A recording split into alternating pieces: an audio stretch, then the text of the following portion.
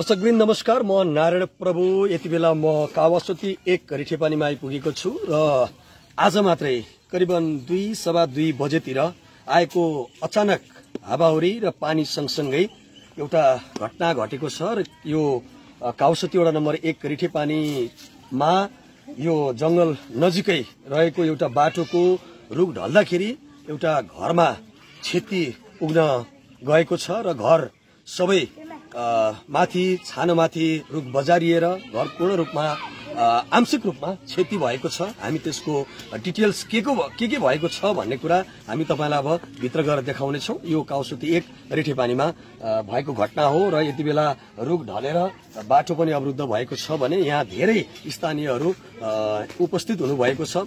आउँ सँगसँगै अब के क्षति भएको छ घरको भन्ने कुरा सम्पूर्ण जानकारी सहित यो भिडियो तपाईमा सम्प्रेषण गर्दैछु। दर्शकवृन्द, यति बेला हामी कावासोती वडा नम्बर 1 मा रहेको रिठेपानीमा आइपुगेका छौं। यहाँ आज ठूलो घटना घटेको छ जसबाट मानवीय क्षति भने भएको छैन भने यहाँ भौतिक संरचनामा क्षति पुगेको छ। करिबन आज 2-2:30 को अन्तरालमा आएको अचानक पानी र हावाहुरीले गर्दाखेरि एउटा सालको रुख ढलेर यो घरमा क्षति पुगेको छ र उहाँ सूर्यबहादुर मोक्तान उहाँकै घरमा क्षति पुगेको छ र सम्पूर्ण जस्तापाताहरू माथि रुख बज्रिएको छ र सम्पूर्ण कोठाहरू पनि क्षतविक्षत भएको छ। तर यहाँ केही बच्चाहरू खेलिरहेको अवस्थामा संयोगले उनीहरू चाहिँ बाहिर जान सफल भएका थिए, जसले गर्दा मानवीय क्षति हुन भने पाएन। के कस्तो थियो घटना त्यति बेलाको म सूर्यजीसँग थोरै कुराकानी गर्न चाहन्छु। सूर्यजी, के भएको थियो बताइदिनुहोस् त।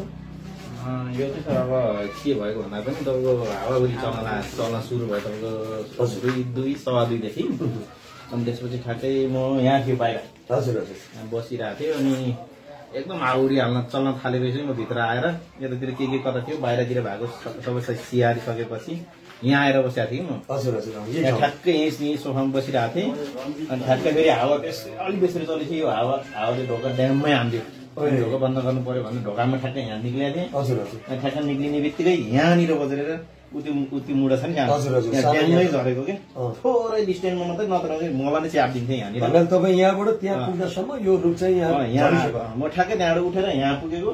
त्यो मान्छे एउटा आघात यहाँ ठ्याक्कै झरेको। अरू कोही हुनुहुन्थ्यो भित्र कि तपाईँ? अनि अब छोरी एउटा स्कुल थियो, म चाहिँ यहीँ थियो। अनि बुढी र नानी चाहिँ सानो नानी चाहिँ बिरामी थियो। अनि त्यसले गर्दाखेरि त्यो रोइरहेको भएर त्यसलाई डुलाउनलाई लिएर हिँड्दै केही बेला ठ्याक्कै माथि पुगेको थियो।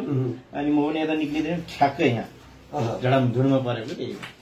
भनेपछि मानवीय क्षति हुनबाट के जस्तो मोटामोटी रूपमा हाम्रो आँखाले देखिरहेको अवस्थामा जस्तापाताहरू कुचिएको छ, त्यही माथि रुख बजारिएको छ।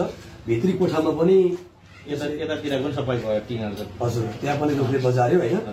भनेपछि यहाँ क्षति अरू के भएको छ? के छ मोटामोटी क्षति हाम्रो अब के भयो भने सर अब यही अब अलिकति गाह्रो गयो क्या। हजुर। अनि त्यसपछि गएर टिन लगा सँगसँगै तपाईँको बलोहरू सबै गयो। हजुर। सबै कुच्या छ भाँच्या छ, टिनहरू गयो, उतापट्टि पाली गयो। हजुर।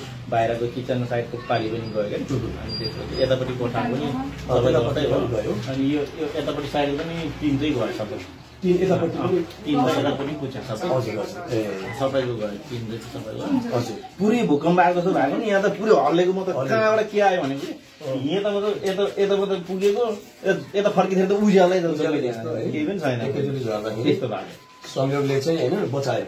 बचाउँदै हुन्छ। हस् धन्यवाद। र यति बेला यो अत्यन्तै दुःखद खबर हो, किनकि एउटा खुसी पनि कि रुख घरभित्रै झर्दा पनि मानवीय क्षति भने भएन, आंशिक क्षति त भयो नै घरमा। यसका लागि अब प्रहरी पनि यहाँ मुचुल्काको लागि आउँदै हुनुहुन्छ। सँगसँगै प्रहरीले मुचुल्का उठाइसकेपछि बाँकी विपद व्यवस्थापन समिति जो हाम्रो स्थानीय तहमा छ, जिल्लामा छ, उहाँहरूलेबाट पनि केही राहत अवश्य मिल्छ भनेर उहाँहरूले अपेक्षा पनि गर्नुभएको छ। पक्का पनि यो भिडियो सबैमा सम्प्रेषण गरिदिनु होला, लाइक कमेन्ट सेयर गरिदिनु होला र उहाँहरूलाई एउटा क्षतिपूर्तिको लागि पनि एउटा सहयोग हुन्छ र सबैजनाले यो खालको भिडियो भगवानसँग प्रार्थना गर्दै धन्नै मानवीय क्षति भने भएन, घरमा भएको आंशिक क्षति पक्का पनि यो चाँडै नै यसको चाहिँ पुनर्निर्माण हुनेछ भन्ने विश्वासका साथ म पनि बिदा हुन्छु। जय होस्।